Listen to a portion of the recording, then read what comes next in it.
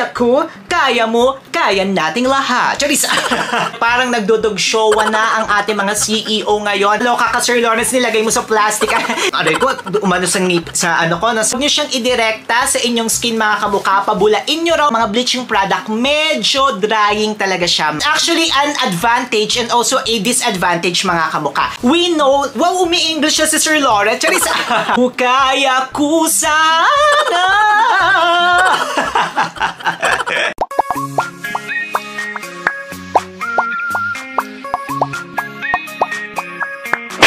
Hi mga kamukha!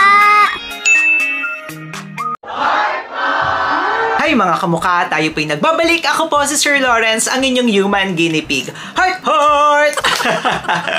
Wala pa rin po tayong makeup ngayon, mga kamukha. Ayan, nag-powder lang tayo kasi bawal po sa aking mata. Kaka-LASIK lang ni Sir Lawrence. Kung gusto nyo pong mapanood ang ating LASIK journey, meron po tayo niyan nakalink sa description box sa baba at ilalagay po natin yan dito sa taas. And for today's video, mga kamukha, isang trending na whip soap na naman or bleaching soap na naman po ang ating i-feature at tinry yan ni Sir Lawrence. Ito yung from Brilliant Skin na kaya ko, kaya mo, kaya nating lahat. Charis!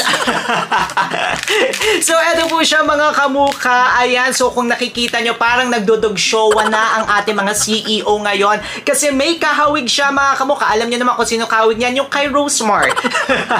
Kasi yung packaging ni Kagayako, almost the same din niya, mga kamukha, pati yung itsura. But of course, ayan siya. Ang nagustuhan ko naman dito kay Miss Glenda, ayan, from Brilliant Skin, ay nakalagay po lahat ng ingredients. Yun po kasi sa isa ay hindi nakalagay. Pero sabi nila nag-improve na daw, nakalagay na. Pero ayun nga, mga kamukha, ko ano nga lang din yung mga mahalagang information, yun yung makikita nyo dito, including yung kanyang manufacturing and also yung kanyang expiration date. I'm sure tatanungin nyo na naman ako, mga kamukha, kung bakit nag-go natin yan dito sa ating channel. Bayad ka ba dyan, Sir Lawrence? Hindi po.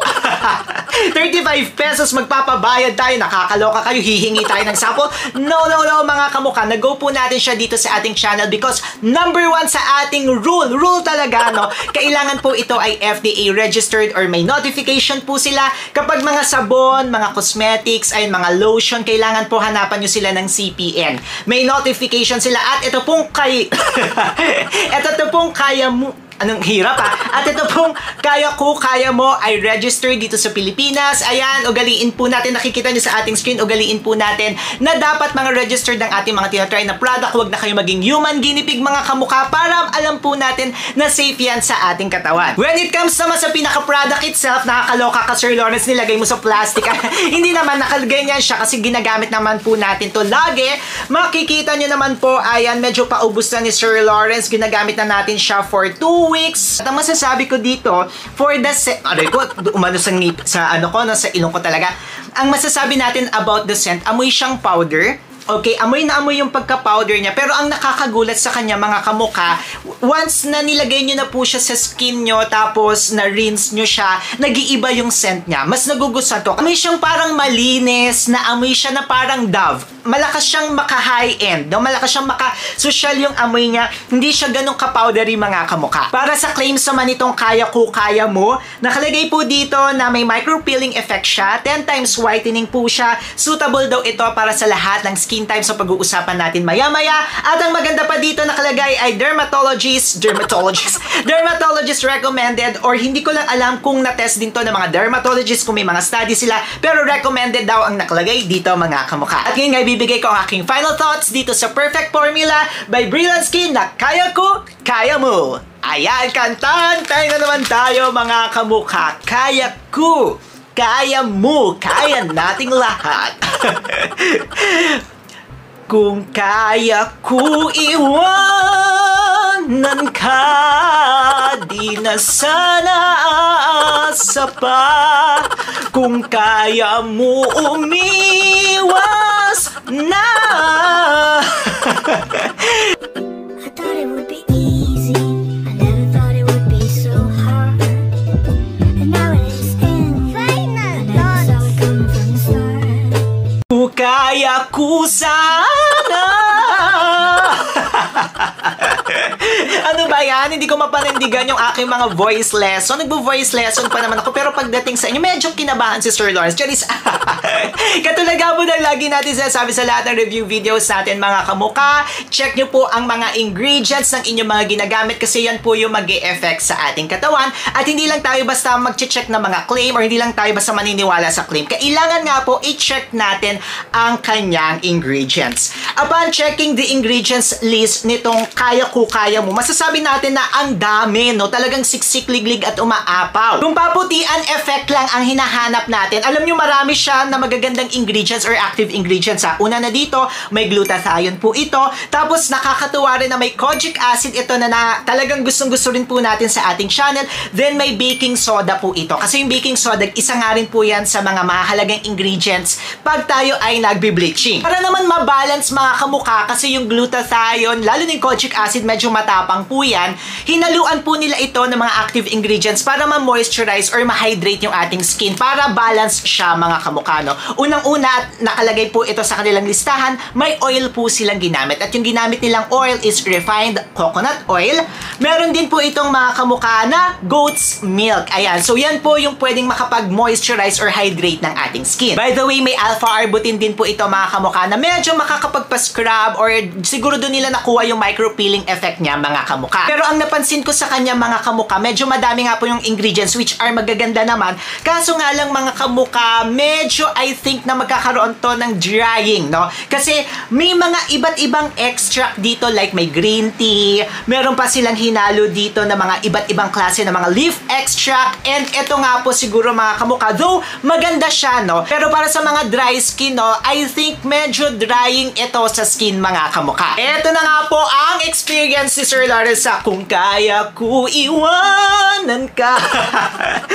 By the way mga kamukha, before anything else po pala, no, always po tayong magpa-patch test. What do you mean Sir Lawrence by patch test? Ilagay nyo lamang po yan or ipahid nyo sa isang small portion po ng ating skin. I-leave nyo yan ng 3 to 5 minutes at kung okay naman yan, pwede nyo na ikuskus sa katawan nyo mga kamukha. Para rin po pala sa paggamit ito, huwag nyo siyang idirekta sa inyong skin mga kamukha. Pabulain nyo raw po ito, tapos yung pinakabula na makukuha nyo, yun yung ikukuskus nyo sa inyong skin. Then only leave it for 30 seconds up to 3 minutes, tapos tsaka banlawan nyo siya agad mga kamukha. Para nga po sa experience natin dito kay Kaya Ko, Kaya Mo, Kaya Nating Lahat, Kaya, Kapit-Kapit. Masasabi natin na okay talaga siya as a bleaching product. Pero ito kasi yung medyo bibigay ko na tip, no? Okay siya na bleaching product, nakaka-help siya sa pagtatanggal ng mga dead skin natin. May instant na lightening effect, no? Kung makikita po natin na talagang nagbabrighten ang ating skin. Pero that's only an illusion kasi nga po natanggal yung mga dead skin natin. And kapag ginawa niyo po yan sa kabila, ganun din po.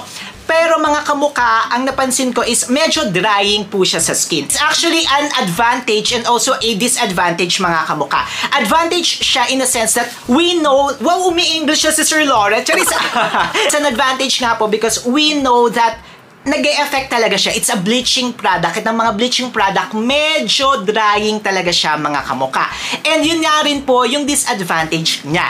Yung disadvantage nito mga kamukha is kung kayo po ay may dry skin or sensitive skin, may tendency po talaga na lalong mag-dry ang inyong skin or ang pinaka-worst ay magkaroon kayo ng allergic reaction because or mamula because of this product. Pero kung talagang bleaching ang hanap nyo mga kamukha, ito yun. No? Mas actually nagustuhan ko yung bleaching effect nito kaysa dun sa isa. Wow, may mga ganun na agad, no? Kasi alam ko talaga na it is working.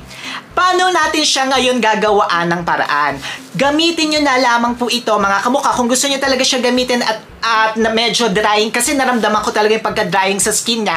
Pwede nyo na lang po siya gamitin ng every other day and once a day lamang siya mga kamukha. Huwag nyo po siyang twice a day, huwag nyo po siyang araw-arawin. Tapos gamitin nyo na lang siya sa gabi. Bakit siya sa gabi? Kasi hindi po kayo ma-expose sa araw. Kasi kung ginamit nyo po ito sa umaga mga kamukha din na-expose kayo sa araw, haro, Diyos ko, lalo kayong mangingiti mga kamukha. Then after using this one mga kamukha, always apply a hydrating or moisturizing lotion. So mag-moisturize na rin po kayo ng inyong skin, pero kung kaya ng inyong katawan, gamitin nyo po yung mga whitening or mga lightening lotion. Tapos mga kamukha, kung talagang kating-kati kayo at gustong-gusto nyo siyang gamitin sa umaga, kasi sabi nyo, umaga lang ako naliligo, Sir Lawrence. Charis! Kung umaga lang kayo naliligo, make sure talaga na talagang magbanlaw kayo ng maigi mga kamukha. And also, of course, apply kayo ng mga matataas na sunblock mga kamukha or sunscreen. At ang ginagamit ko po, ayan, ay itong Sunsplace Sport na SPF 50 to SPF 120 PA+++ mga kamukha. Meron po tayo niyan, nakalink po yan sa description box sa baba. Sa katawan ko nga lang po siya ginamit mga kamukha, kasi ako nga po nung time na yun ay magpapalasik at hindi po talaga pwede yung mga matatapang na gentle nga po tayo na skincare routine mga kamukha. Kung gusto niyo mapanood yan, nakalink po yan sa description box sa baba. Kung medyo natatapangan nga rin po kayo katulad ni Sir Lawrence, pero I know that it is working mga kamukha, no? Pwede nyo po siyang gamitin ng every other day. And then, yung scrub, ayan, sa mga nagsascrub na mga nagbi-bleaching scrub, pwede nyo naman po siya ipagsalit-salitan. So, kunyari, today, etong si kaya mo, kaya nating lahat ang gagamitin. Then, tomorrow po, yung scrub naman or yung bleaching scrub. The following day, eto na naman po. Tapos, yun, palit-palitan silang dalawa. Pero kung kayo naman mga kamukha ay talagang kahiyang nyo to, nagandahan kayo, pwede nyo silang pagsabayin. Kasi, it is active talaga, no? Malalaman talaga natin na it is working kasi nga medyo matapang siya. Kaso nga lang, drying lang talaga siya sa skin mga kamukha. So, pwede nyong gawin naman ay after nito, mag-scrub kayo, pero wag nyo talaga silang araw-arawin mga kamukha. At para po sa aking final thoughts dito sa Kaya Ko, Kaya Mo, it's love! Love naman sa atin ito mga kamukha. Kasi yun talaga, it's a bleaching product. At kapag bleaching product talaga siya mga kamukha, expect talaga na medyo drying siya sa skin, but you know that it is working. Ayan. Kasi bleaching talaga siya. Kaya, kasi nung nakita ko pa lang yung ingredients, no, talagang sabi ko, uy, talagang mag-e-effect talaga at talagang medyo mataas ang bleaching power nito. Kaya kung naghahanap talaga kayo ng bleaching soap lang ito mga kamukha, hindi ibig sabihin na puputi kayo as a whole, na pag-uusapan din natin yan, no? Kung naghahanap kayo ng bleaching product, isa to sa marirecommend ko. Pero lagi ko nga rin pong pinapaulit-ulit yan dito sa ating channel mga kamukha. Huwag lang kayo magbe-base sa isang product tapos magagalit kayo sa akin or sa ibang mga vloggers. It must be combination of different products mga kamukha. At may separate video po tayo dyan. Paano nga ba kayo puputi at hindi lang tayo magbabase sa isang product and then ibabash nyo kami. Ayan po mga kamukha, panoorin nyo po yan. Syempre mag-subscribe rin kayo kay Sir Lawrence. Sige na, i-click nyo na yan kasi matatapos itong video to. Paano ba yan? Bye!